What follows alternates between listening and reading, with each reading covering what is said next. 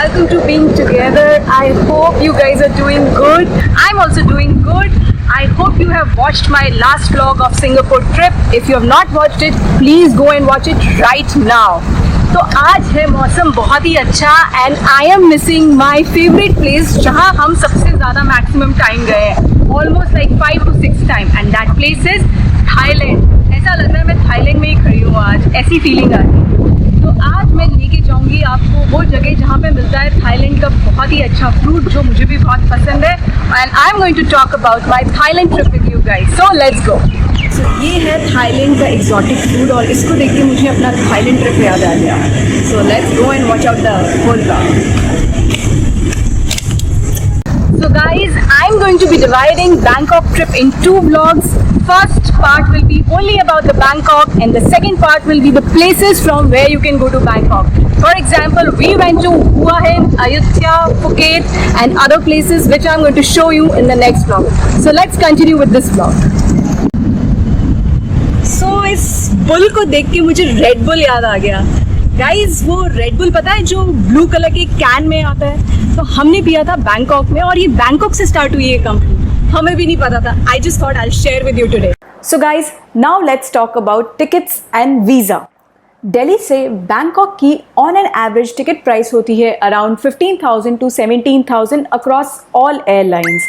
कभी कभी इन online portals make माई trip और गो आईबीबो बहुत अच्छी डील्स रन करते हैं, जिसके कारण आपकी टिकट प्राइसिंग हो जाती है 12 to 14,000 which is very good deal. Now let's talk about visa. Thailand का वीज़ा प्रोसेस बहुत ही सिंपल है। अगर आप इंडिया से नहीं करा के जा रहे हैं तो भी आपको वहाँ पे मिल जाता है वीज़ा ऑन अराइवल और इसकी कॉस्ट होती है तकरीबन 2,500 से 3,000 रुपये के बीच में। मैं आपको टिप दूंगी कि आप अपनी पासपोर्ट साइज़ की फ़ोटोज़ 4 फोटोज़ हमेशा अपने पर्स में रखिए जब आप थाईलैंड जा रहे हैं, सो दैट आपको वहाँ पे फ़ोटो खिंचाने के अलग से पैसे नहीं देने पड़ेंगे।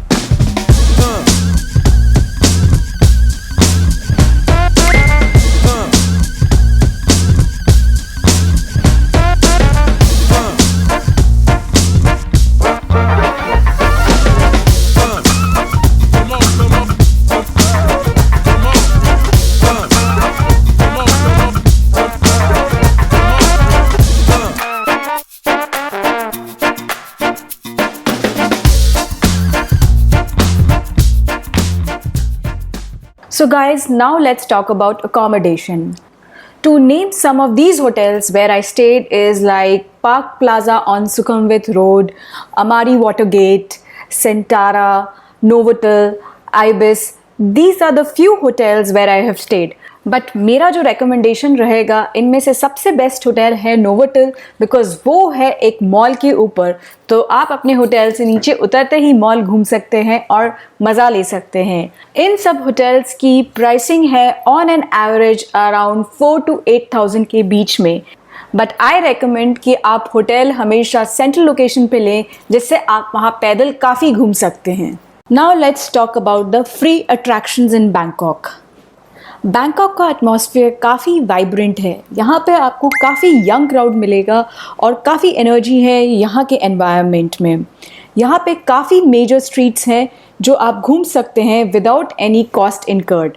To name some, Sukhumvit road and Siam road जो कि मेजर स्ट्रीट्स हैं यहाँ की, और वहाँ पे है खूब सारे अच्छे रेस्टोरेंट्स, ईटरीज और एक बहुत ही वाइब्रेंट कल्चर देखने को मिलता है। ये बहुत ही अच्छी शॉपिंग स्पेस भी है specially for the local crowd, और वहाँ पे लोकल सामान मिलता है जैसे क्लोथ्स, एक्सेसरीज़ और काफ़ी यूनिक चीज़ें मिलती हैं यहाँ पे आपको। Best part about Bangkok is कि अगर आप घूमते घूमते थक जाओ तो वहाँ पे आप करा सकते हैं थाई मसाजेस, और वहाँ होते हैं छोटे छोटे massage centre. On an average cost of these massages are 200 to 300 bahts, which is very cheap. But बहुत मज़ा आता है अगर आप वहाँ बैठ के थाई मसाज कराओ और अपने आप को रिजुविनेट कर सकते हैं। बैंकॉक अपनी नाइट लाइफ के लिए भी काफ़ी फेमस है, बट इस नाइट लाइफ को एंजॉय करने के लिए आपको पैसे खर्च करने की ज़्यादा ज़रूरत नहीं है। तो यहाँ पे है बहुत सारी ऐसी जगह जहाँ पे आप विदाउट एंट्री आप जा सकते हैं और एंजॉय कर सकते हैं। प्लेसेस लाइक खाओ San street, Nana Plaza and Soi Boy, these are the streets जहाँ पे आप पूरी तरीके से फ्री एंट्री है और आप वहाँ जा सकते हैं। इन सब जगह आप देख सकते हैं काफ़ी कुछ और इन्जॉय कर सकते हैं। अगर आपको कोई शो अटेंड करना है ऑन दीज रोड तो आपको वहाँ जाके एक ड्रिंक ऑर्डर करनी पड़ती है और आप वो शो इन्जॉय कर सकते हैं, क्योंकि वो ही है आपके कवर चार्जेस वहाँ पे शो देखने के। So that's the very good part, because you don't have to spend a fixed amount of money over there. Bangkok में शॉपिंग बहुत ही फेमस है और वहाँ पे आपको मिलेगी काफ़ी सारी दुकानें जहाँ पे आप शॉपिंग कर सकते हैं और लोकल सामान खरीद सकते हैं। इसके अलावा यहाँ पे मॉल्स भी बहुत फेमस है जो आप एक्सप्लोर कर सकते हैं। To name some malls, these are NBK mall, Pratunam mall and the biggest is Icon Siam mall. इस मॉल में है करीबन 500 से भी ज़्यादा दुकानें और 100 से भी ज़्यादा restaurant. Since Bangkok is a tourist destination तो यहाँ पे खाने के लिए बहुत सारे ऑप्शंस हैं। Specially for non vegetarians it's a hub for non veg. यहाँ पे हर तरीके का नॉन वेज फूड मिलता है आपको, और वेजिटेरियंस के लिए भी बहुत ऑप्शन है। मेरी रिकमेंडेशन है, अगर आप यहाँ जा रहे हैं तो ज़रूर ट्राई करिए यहाँ का पाड थाई नूडल और स्प्रिंग रोल्स जो काफ़ी टेस्टी होते हैं। Now let's talk about the paid attractions. Since Bangkok is a tourist destination, यहाँ पे बहुत कुछ है घूमने का और आप जितनी बार भी जाएंगे आपको कुछ नया देखने को मिलेगा। But here are my few recommendations जहाँ मैं चाहूँगी कि आपको ज़रूर अपने पैसे खर्च करने चाहिए। Number 1, the Grand Palace. The Grand Palace is the famous landmark of Bangkok. Grand Palace is a must visit place. इसके बिना आपका बैंकॉक ट्रिप अधूरा है। ये पैलेस है 150 years old and was built in 1782 और ये कंसिडर किया जाता है थाईलैंड के किंग का house. So it is very fascinating and you guys must visit this place. इस जगह की एंट्री चार्जेस होते हैं करीबन 500 बात, और अगर आपको इसके साथ टेलीफोनिक आपको टूर चाहिए तो उसके लगते हैं एक्स्ट्रा 200 बात, जो आप ले सकते हैं टिकट के साथ और इन्जॉय कर सकते हैं पूरा टूर। द सेकेंड प्लेस जहां आपको अपने पैसे खर्च करने चाहिए वो है Wat Arun temple. Bangkok is a place जहाँ पे बहुत सारे बुद्धिस्ट टेम्पल है, बट उनमें से सबसे अच्छा है Wat Arun temple. This is again a very famous landmark in Bangkok. This temple is a historical landmark of Bangkok और ये बना था 1782 में। It is very beautiful because यहाँ से दिखता है थाईलैंड की रिवर का view as well. So I will strongly recommend कि आप इस जगह जाइए। इसकी एंट्री फीस है अराउंड 100 बात, which is not very expensive and it is worth going.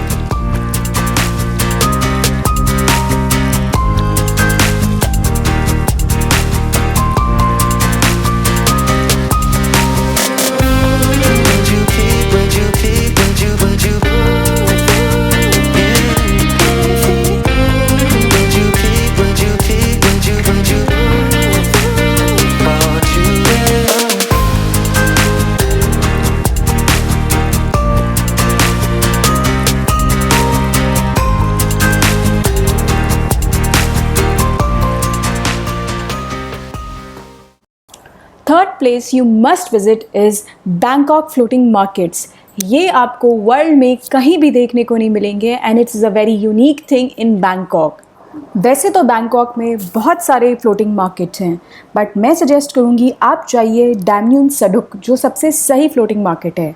ये बैंकॉक से 100 किलोमीटर्स की दूरी पे है और यहाँ पे आपको टैक्सी से जाना पड़ेगा। मार्केट की एंट्री के कोई चार्जेस नहीं है, बट ये मार्केट बोट में देखना पड़ता है, तो आपको बोट में बैठने के चार्जेस देने पड़ते हैं, जो कि होते हैं करीबन 500 से 1000 बात के बीच में। टैक्सी के आपके लगेंगे किराया करीबन 500 से 1000 बात, तो पूरा टोटल आपको इसमें लग जाएंगे करीबन 15 से 2000 बात to visit this floating market. But guys, this is a very good experience. मैंने कहीं नहीं किया एक्सेप्ट इन थाईलैंड।